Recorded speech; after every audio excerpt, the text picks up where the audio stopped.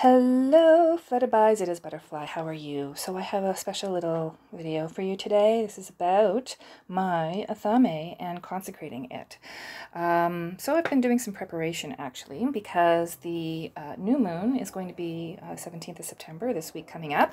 I may end up waiting until the next new moon depending on my schedule, but I have been preparing just in case some of the pages for my journal, what you may call your own book of shadows. So I want to share a little bit of that with you and, maybe give you a template for something to you to kind of work on if you're looking for, ways to do things. Oh, this, yes, I was working with here, this is my witchy haul, $1.50. Look what I can buy. Woohoo! Okay, enough of that. So what I did is I looked at these two books mainly. I've looked at a number of books actually, but I've taken my ritual out of The Witch's Athame by Jason Mankey, and of course a reading from the book of Penzak, Circle Spells and Ritual. So my these two books have, if you look in them, if you have them, they have consecrating your Athame in specific. So I've taken the rhyme and the spellcraft kind of from this, but I have very much made it my own. I don't think I've ever taken a spell out of a book and done it directly at all, ever. So this is the tool in question. Here we go. I've shown it before. It's not consecrated, not yet, but it will be. And I'm going to really enjoy using it, I think. There is the lovely lady figure with wings. And here we go, both-sided. Okay, so what I've done is this here is paper that's just plain old construction type, well, not construction paper, but it's art type paper. But what I've done is I've coffee stained it, and then I've pressed it with this kind of mat. And this mat is basically, like to put underneath your rugs, your area rugs, so that there's no slipping. So it's not really terribly fancy, but I also use this to kind of dry flowers as well. So an idea for you in case you want to press some flowers. It will emboss your flowers, but at the same time it will let air go through. So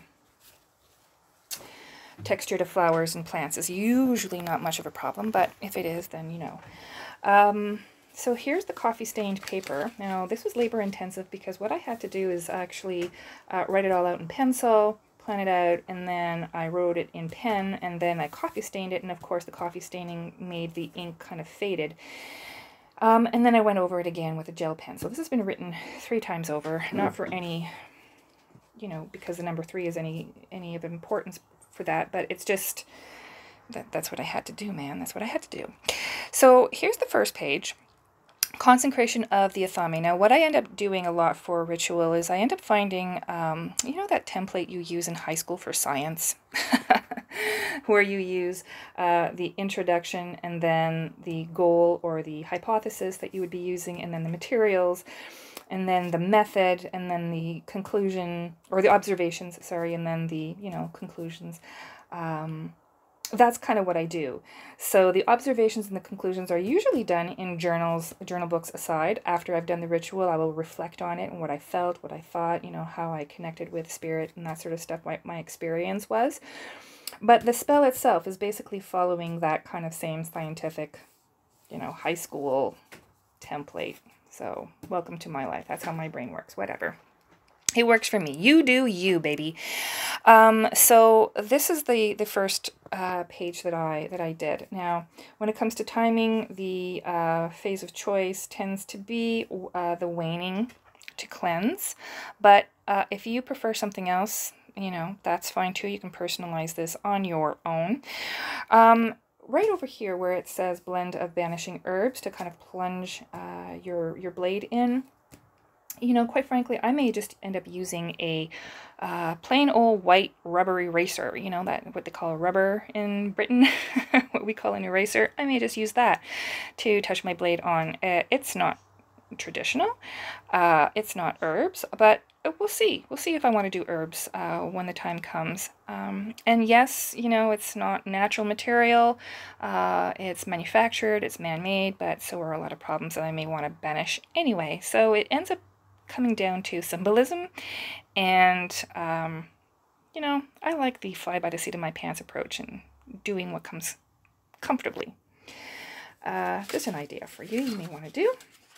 Here's the back of that page. Here we go. Method.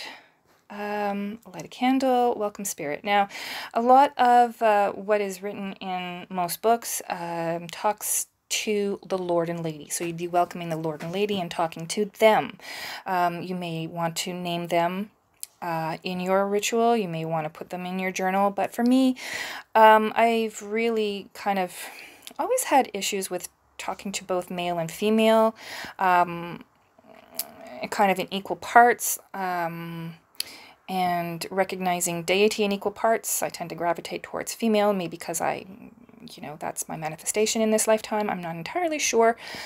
But what I do know is, well, what I think is that they're all aspects of spirit, of source, of the one, of all that is.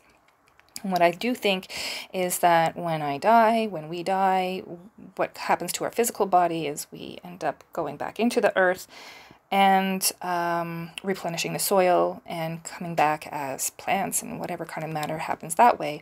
What happens to our spirit, soul, energy, the whatever that innervates us, I think that just kind of goes into the big collective energy source that makes everything happen, that surrounds the earth and goes into the universe, and we are all part of the same source, really.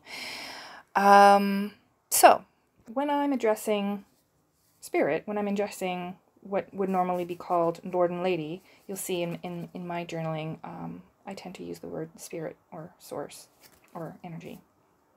Okay, so you'll have to personalize that for what you want if you're using this template.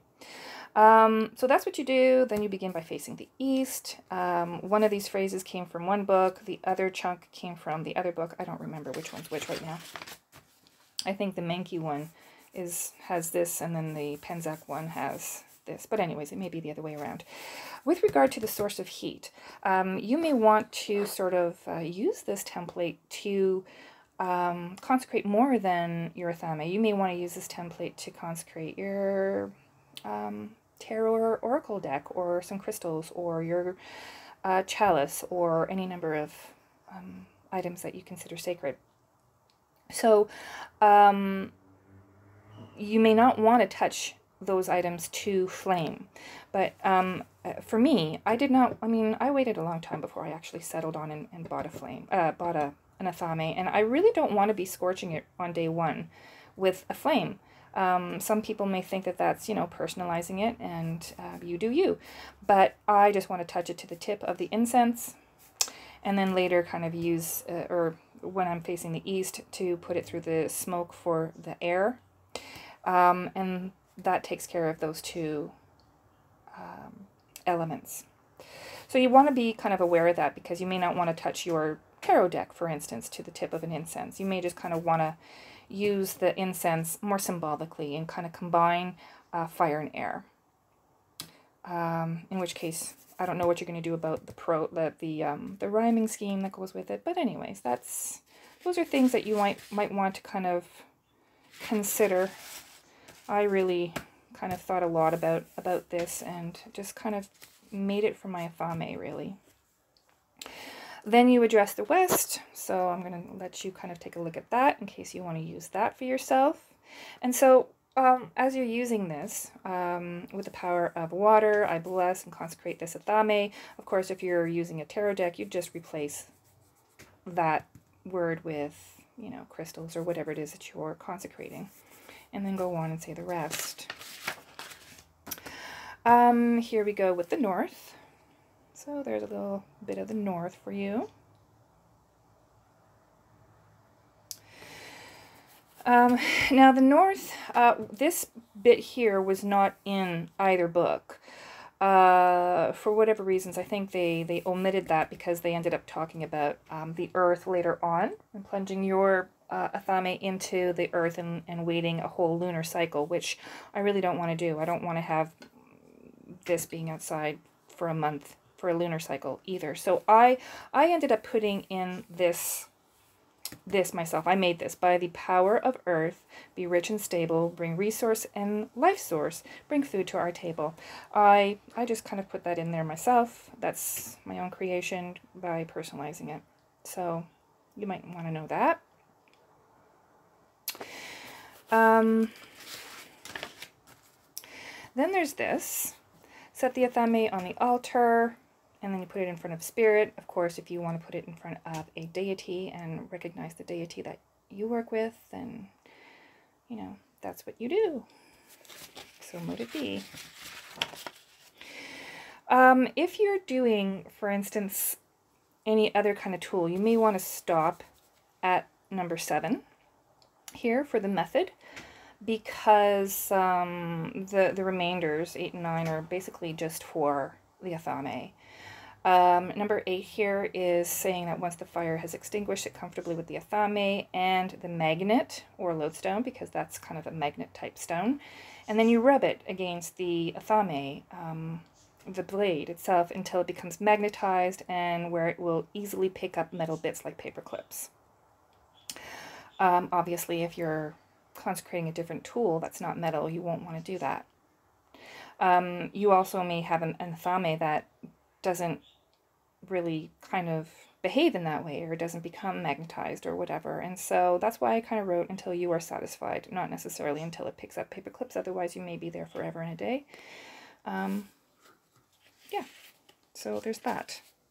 Okay, oh, and as far as fire is extinguished, you may want to kind of consider the size of the candle that you're using. So if you're using a tea light, it'll probably go out. You want to know what kind of time you have to put into this ritual and whether you can wait until the tea light is out. You may not want to start a pillar candle and be there for 7 days waiting for the fire to extinguish. And I say that, but it's kind of not to be making light of it, because some people really do not want to extinguish a fire. In which case, use a tea light that's already been used, for instance, if you want to sit there for a shorter amount of time.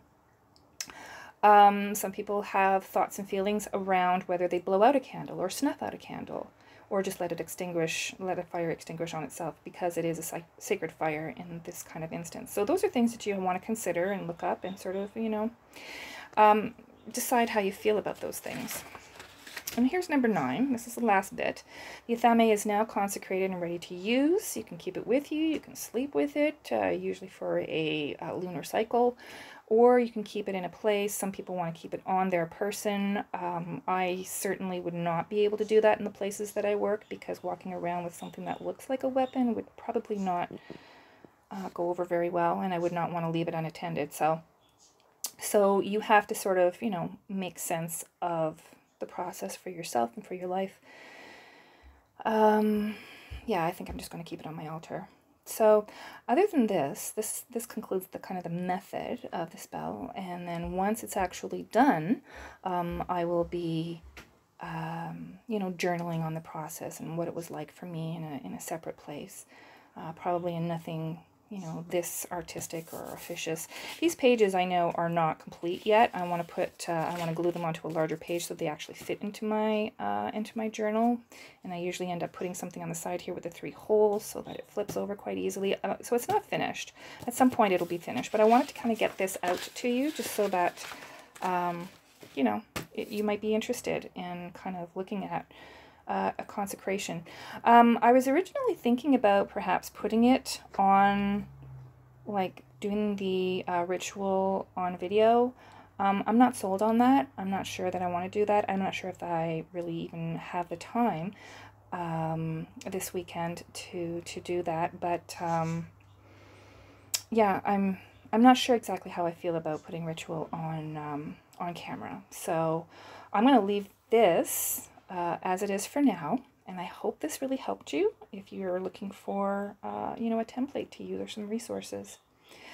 Thanks for coming. Please do let me know what you think. If you've done any kind of consecration for your tools in the comments down below, I'd love to hear from you, what the experiences were like.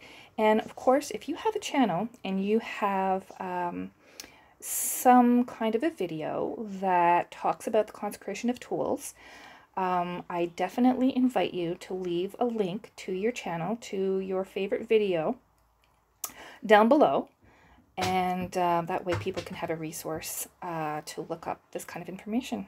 I really appreciate you coming by. Onward and upward. Take care and have a great day.